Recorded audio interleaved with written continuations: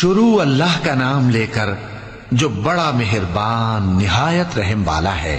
جو لوگ کافر ہیں یعنی اہل کتاب اور مشرک، وہ کفر سے باز رہنے والے نہ تھے یہاں تک کہ ان کے پاس کھلی دلیل آ جائے، یعنی اللہ کا ایک پیغمبر جو پاک اوراق پڑھ کر سناتا ہے جن میں مستحکم آیتیں لکھی ہوئی ہیں، اور اہل کتاب جو فرقوں میں بٹے ہیں تو دلیل واضح کے آنے کے بعد ہی بٹے ہیں، حالانکہ ان کو حکم تو یہی ہوا تھا کہ اللہ کی عبادت کریں، اطاعت کو اسی کے لیے خالص کرتے ہوئے یکسو ہو کر، اور نماز قائم کریں اور زکوٰۃ دیں، اور یہی مضبوط اصولوں والا دین ہے۔ جو لوگ کافر ہیں یعنی اہل کتاب اور مشرک، وہ دوزخ کی آگ میں پڑیں گے اور ہمیشہ اسی میں رہیں گے۔